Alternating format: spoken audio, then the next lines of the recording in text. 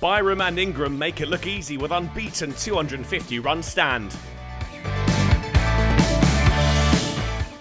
They couldn't be separated on day one at Sapphire Gardens. A century for Ollie Carter had underpinned Sussex's batting, but they'd still lost wickets in flurries, finishing the day on 245 for 7. But crucially for the visitors, Carter was still in the middle, Crocombe alongside him, and both men going well. Crocombe was unfurling his shots early to take Sussex beyond 250, and soon the pair's stand was worth 50. They took the score up to 281 when Crocombe finally fell, slashing a catch off Glamorgan into the hands of Ingram. Jack Brooks joined Sussex on loan from Somerset and joined Ollie Carter at the crease, watching on as the number 4 launched Salter down the ground for 6 more. And with a single taken off the bowling of Whale, Carter took his side beyond 300. Brooks was playing his shots too. The over started to get expensive for Whale, costing 17, 16 added by the seamer. But attention swiftly turns to the other end. After going to his maiden ton yesterday, Carter was raising his bat again, up to 150 from 263 balls, a magnificent innings for his side. A single down the ground to Salter took the value of the 9th wicket to 50 from 49 balls, Sussex enjoying the back end of their innings. Another Carter single took the score to 350, but a few balls later, he lost another partner. Brooks out caught in the deep by Glamorgan off the bowling of Salter. That was the cue for Carter to go big. Nisa sent soaring for 6. And then there were back-to-back maximums in the very next over, but he fell for the final wicket, down the track, looking for another big shot, but holding out to Whale. His score of 185, a new best in first-class cricket. Sussex all out for 376. Carter had shone. He'd stepped up and filled the gaping hole left by Pujara with an excellent knock. Salter's spin had been the most effective for Glamorgan, 4 wickets taken, albeit for 107 runs.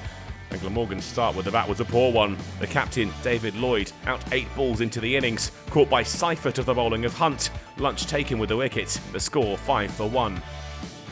With full bellies and a bit of a rest, Glamorgan returned to the middle and got their innings underway in earnest, with some attacking stroke play. Ingram at the forefront flashing Sussex's bowlers all around the ground, and they were rattling their way to a run-a-ball 50 partnership after less than 10 overs of the innings. It was the perfect counter-attacking response, Ingram racing his way towards 50. The half-century, like the partnership, was scored at a run-a-ball. Ingram up to 50 with his 11th 4.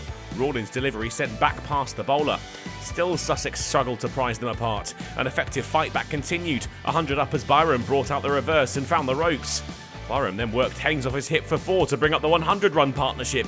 And he too soon had 50, up to the mark off 79 balls with a pushed single off the bowling of Ibrahim. This was much more than a fight back now. In Byram and Ingram, Glamorgan were taking the game by the scruff of the neck, beyond 150 in the overs before tea. And with Ingram's latest 4, this one off Rawlins, the partnership followed the total to 150, much to the bowler's annoyance. The score at tea was 159 for 1, Glamorgan trailing by 217. The session has been a great one for the hosts. Ingram had finished the session on 93, and it didn't take him long to convert that to 3 figures. A crucial 100 sealed when he guided one to third man for 4. The punch of the air showed just what it meant to him.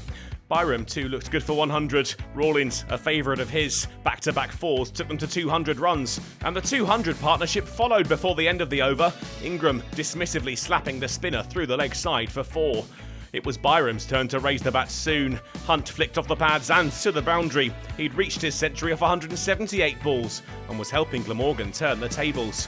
When Ingram rocked onto the back foot and prodded Lenham into the offside for 1, Glamorgan had put on 250 runs. And when he lashed Clark for another single, their partnership matched that. All but 5 of the runs had been added by this pair. The score was 258 for 1 when they wandered off at the close of play. The sun was shining on Glamorgan throughout the day. They were trailing by just 118, with 9 wickets left in hand, thanks to that sensational second wicket partnership between Byram and Ingram. Sussex need wickets, and fast, if they're to deny Glamorgan parity, or the lead that looks inevitable.